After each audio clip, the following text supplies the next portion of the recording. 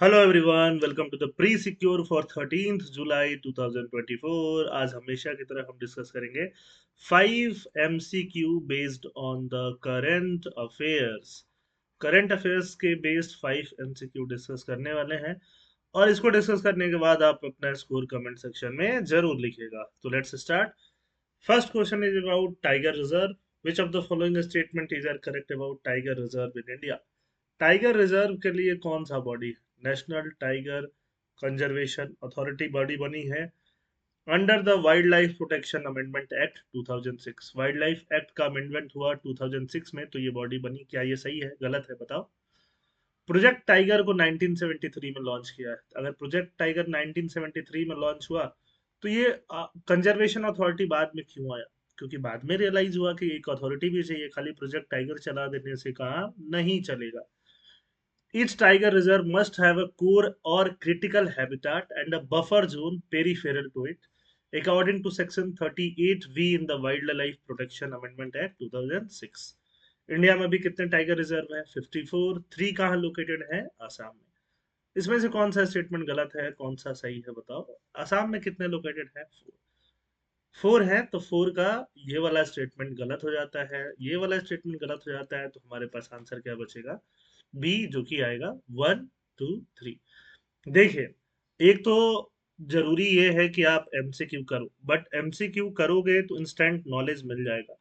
उसके अलावा और क्या चीजें जरूरी है? उसके अलावा चीजें ये जरूरी है कि आप इनका नोट्स बनाओ, है ना? जो भी पॉइंट्स आपको नहीं पता है बनाओ उसके नोट्स। नोट्स नहीं बनाओगे तो रिवीजन नहीं कर पाओगे, और रिवीजन नहीं कर पाओगे तो एमसीक्यू प्री सिक्योर करने का जो एक्चुअल बेनिफिट है वो आपको नहीं मिलेगा, है ना? अगर आप 5 to 7 मिनट्स में एमसीक्यू वाला ये जो सीरीज है हमारा प्री सिक्योर वो देख जाते हो, तो प्री सिक्योर देखने के बाद अगर आप 7-8 मिनट्स और टाइम लगाओगे या मैक्सिमम 10 मिनट्स और टाइम लगाओगे, तो आप जो इससे रिलेटेड नोट्स है वो भी बना पाओगे।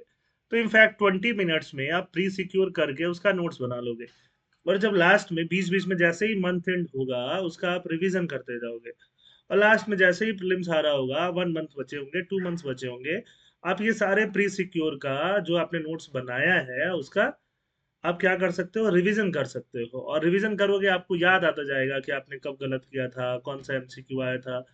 डेट तो आपको नहीं याद रहेगा, बट ऑलमोस्ट मंथ, टाइम, ये सब चीजें आपको याद आने लग जाएंगी, और ऐसे याद आते लग जाएंगी और आपका रिवीजन स्ट्रांग हो जाएगा, तो आपका ओवरऑल प्रोसेस में हेल्प होगा। तो नोट्स जरूर बनाइए। Second question, which of the following statement about Article 361 of the Constitution is are correct? Article 361 of the Constitution deal with immunity provided to the President and Governor.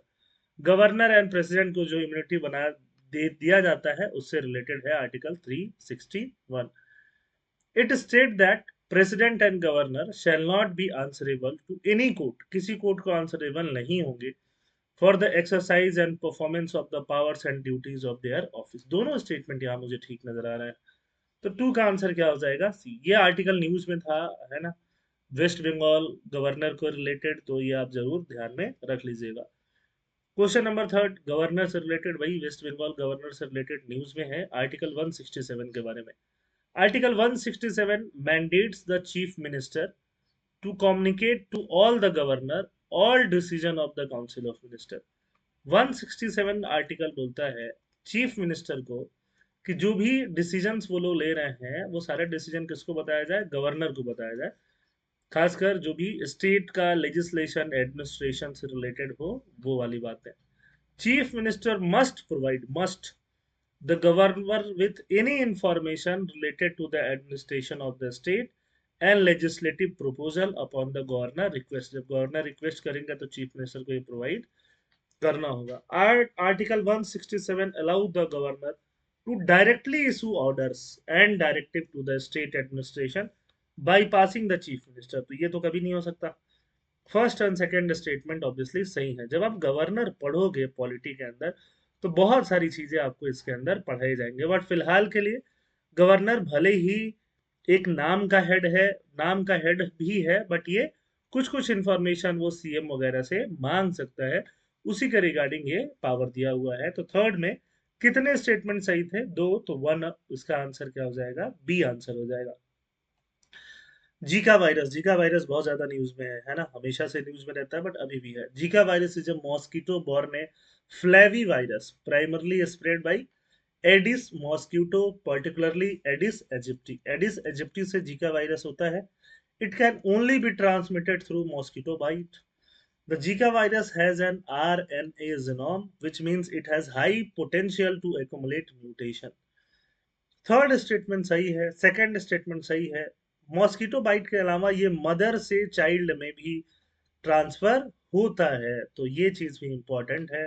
Second वाला जो है ये गलत है, आंसर यहाँ पे 1 और 3 हो जाएगा।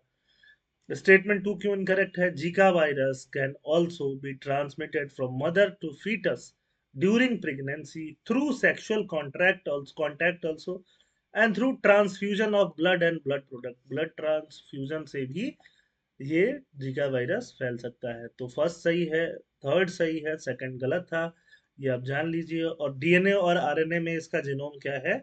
आरएनए जीनोम होता है ना, तो इसमें म्यूटेशन होने के चांसेस ज्यादा रहते हैं, तो आंसर ए हो जाएगा। Last question of the day is about Brinda Kashyap. Brinda Kashyap has been chosen for the International Coordinating Council of UNESCO Man and Biosphere Program. Man and Biosphere Program को हम क्या बोलते हैं? मैब। And she hails from Guwahati. कहाँ से belong करती है Brinda Kashyap? गुवाहाटी से बिलोंग करती हैं। She is the only one from India to be chosen for this program. क्या ये सही है? बताओ। सही होगा तो आंसर सी होना चाहिए, तो बिल्कुल ये सही है। She is Brinda Kashyap.